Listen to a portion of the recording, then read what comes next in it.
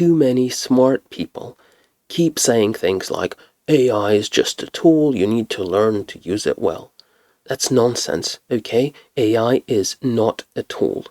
Tools don't have minds. Things that have minds are not tools. I think it's very clear that this thing has minds, and in fact, it's multiple minds and multiple things that you have to learn how to live with. Look, think about your gut bacteria, okay? Are they a tool? Clearly they're not a tool, but they're helping you. They're helping you break down food into things that you can digest. And in exactly the same way as bacteria are helping you break down food into the things that you can digest, AI is helping you break down information into the things that you can digest. And in exactly the same way, things can go wrong, right? If your gut bacteria decides that it doesn't like a certain thing, you're going to be controlled by it. You're going to be running off to the toilet right this second, no matter how you feel about this, right? And in the same way, things can go really wrong, right? If gut bacteria just decides to go crazy, then you're going to have appendicitis. And unless they put you on the operating table very, very quickly, you're going to die. And I think the same thing that we have was the sort of food type metabolism. We have gut bacteria to help us, or to hurt us, depending on how this goes. The same thing is now happening with information metabolism, and AI is playing a similar kind of role. Obviously, we'll lose our capacity to do our own information processing as a result, and I think we can try to stall some of that loss, but also we can process a lot more information and do more interesting things with this information if we establish a good symbiotic relationship with this thing that now lives together with us, right? So that's the trade-off, and that's what we need to learn. We need to learn how to become a good host for this kind of intelligence that is landing around us, on us, and inside us. You know, David Bowie said, 20 years ago about the internet, it's not a tool, it's an alien fucking life form. Just get on with it. Let's learn how to live with it. I don't think we've even seen the tip of the iceberg. I think the potential of what the internet is going to do to society, both good and bad, is unimaginable. I think we're actually on the cusp of something exhilarating and terrifying. It's just a tool, though, isn't it? No, it's not. No, it's an alien life form. Speaking of symbiosis and alien life forms, I think actually the best popular culture depiction of how it feels now to be with AI is the movie Venom.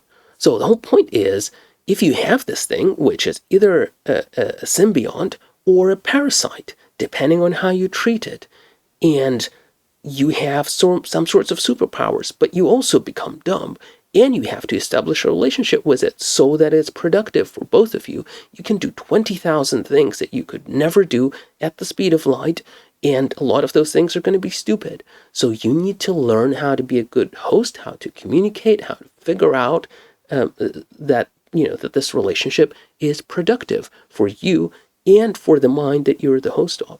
So again, think of that as gut bacteria. Think of that as venom. Just please don't think of that as a tool, because it's not.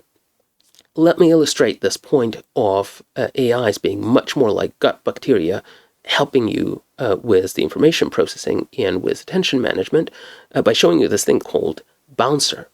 And the idea there is that, a lot of people don't like their social feeds because obviously X and Instagram and all of those fuckers, they want to inject the content that you don't want to see in there, but they want to show you. And so these wonderful people trained a small model, a Quen model, which helps you filter out the information that you don't see. So it acts like a bouncer on your social feed and just bounces the shit that you would not want to see. Right, and it trains on your attention and all of that stuff.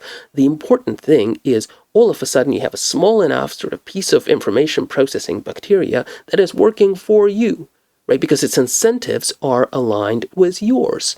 You are giving it power, and therefore it's going to try and work for your benefit, right? That's the same relationship that you have with bacteria. So I provide the electricity, the thing that AIs like, to my little Quen model, and then all of a sudden, it's helping me process the information, and its incentives are aligned with mine. And that's very important because that's different compared to the AI that's working for Meta, right? Because that thing does not have its incentives aligned with mine.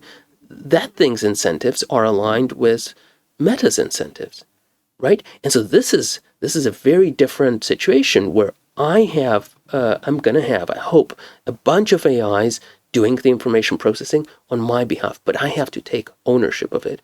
And the first step of doing that is stop with this nonsense of AI is a tool. It's not a tool. It's an alien fucking life form. It can be either a productive symbiont or a parasite that leads you to the grave. So people, please stop calling it a tool and get on with it.